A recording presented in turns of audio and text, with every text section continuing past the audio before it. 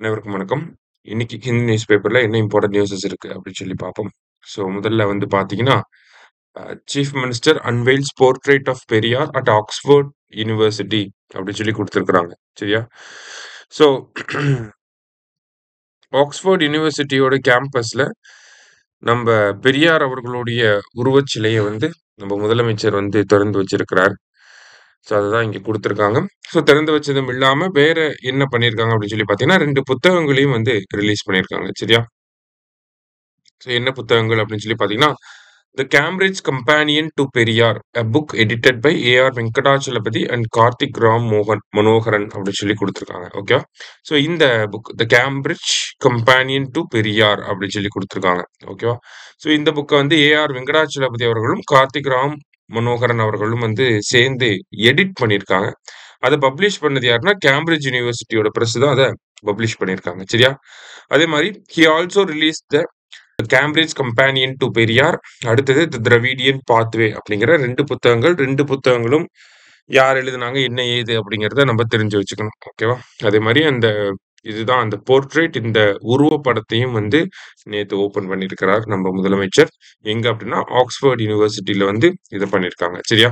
So கேட்டா first இததான் கேட்பாங்க. எந்த யூனிவர்சிட்டில பெரியாருடைய சிலை சிலை இல்ல, இந்த உருவப்படம் அப்படிங்கிறது திறந்து வைக்கப்பட்டிருக்கு அப்படின்னு சொல்லி பார்த்தீங்கன்னா, ஆக்ஸ்ஃபோர்ட் யூனிவர்சிட்டில தான் திறந்து வச்சிருக்காங்க. ஓகேவா?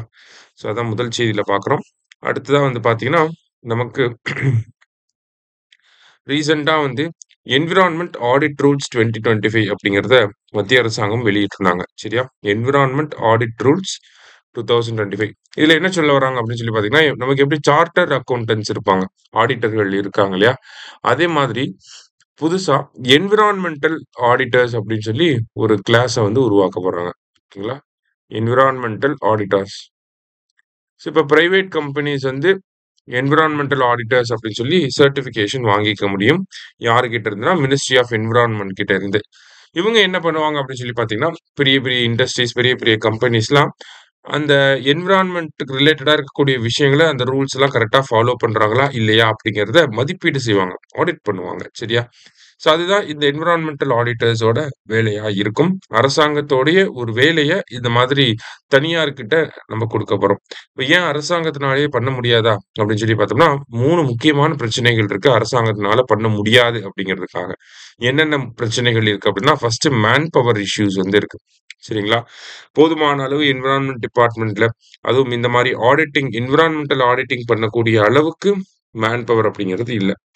அதே மாரி தேவையான ரிசோர்ஸஸ் அண்ட் கெப்பாசிட்டி கிடையாது. ஓகேங்களா?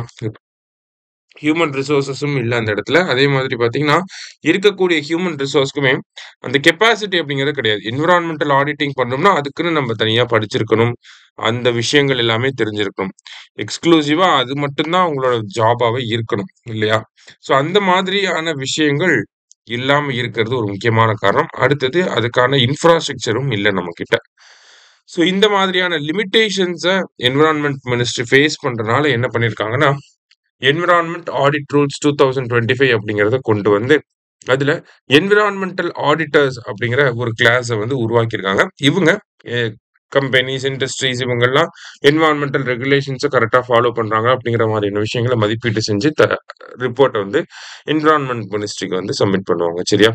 ஸோ இதுதான் இங்க குடுத்துருக்காங்க. ஸோ இன்னைக்கு 2 முக்கியமான விஷயங்கள பார்த்திருக்கோம். நன்றி. சுரேஷ் IAS அகாடமி வெற்றியின் முகவர்.